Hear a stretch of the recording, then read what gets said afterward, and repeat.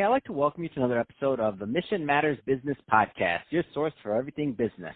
My name is Adam Torres. You can follow me on Instagram at AskAdamTorres to keep up with my book releases, book tour schedule, signings, all that other good stuff. Always love to connect with you there. And as always, if you'd like to apply to become a co-author of one of my upcoming books, just head on over to the website, missionmatters.com, and click on Become an Author to apply. All right, so today I have Stephen Hoffman on the line, and he's chairman and CEO over at Founders Space and also author of Make Elephants Fly.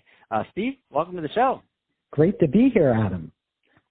All right, so I'm excited to get into your book today. We're going to talk a little bit more about Make Elephants Fly, the process of radical innovation. But before we do that, let's get a little bit further into your background and what you're doing over at Founders Space. So tell us a little bit more about the company, please.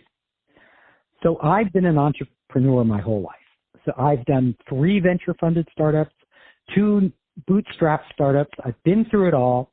When I was done with my 3rd venture-funded startup, I was helping my friends. They were all coming to me, Steve, how did you raise capital? How did you put together your investor deck? All the different things entrepreneurs have, all the questions.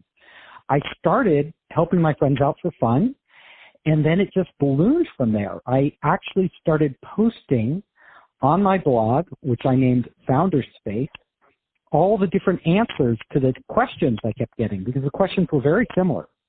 Entrepreneurs tend to have a lot of the same problems, especially when they're starting out. So people just started to come to me, and then we started to do roundtables, and then we opened up our own incubator in 2011 here in the city.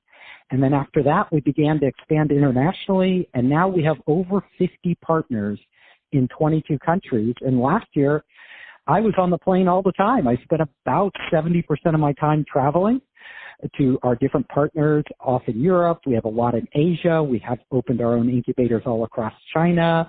We even are opening one now in Australia. And it's just great. I love working with entrepreneurs. I love helping them.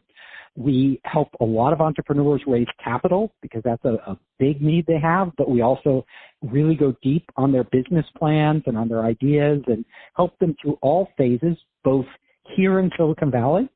A lot of entrepreneurs from around the world come here, and we also go there. That's why I travel so much. So we go all over the world and help U.S. entrepreneurs and entrepreneurs from all different countries really get to the next level. So let's go a little bit further down that thought process of raising capital. So a lot of entrepreneurs, to raise capital, to not raise capital, how do you do it? For those, let's just say there's a lot of first-time founders out there that have good businesses, good ideas, and maybe they're profitable already, and they're thinking about raising capital. What are some of the main considerations they should be kind of planning for before going that route? Well, a lot of them think, including me when I first began, that raising capital is the goal, right? You've got to get the money. You have this great idea, this big idea. You want to get it off the ground, but how do I do it? How do I go about that? The bottom line is, many entrepreneurs try to raise capital too soon. They actually, the best time to raise capital is when you have data. See, any entrepreneur can say anything in a meeting. Investors hear it all because they hear pitches every day. But that doesn't, what you say, what comes out of your mouth, you have to be able to back that up with some sort of proof. Otherwise, you're just talking. You haven't actually discovered anything. And as an investor myself, I invest in a lot of startups and I work with VCs all over the world. We need some sort of proof that the ideas, the vision you have, that there's something solid behind it, something tangible that we can grasp onto and say, okay, this means this is real. There's real demand here for your product. You actually have momentum. There are customers out there and enough of them to build a big business.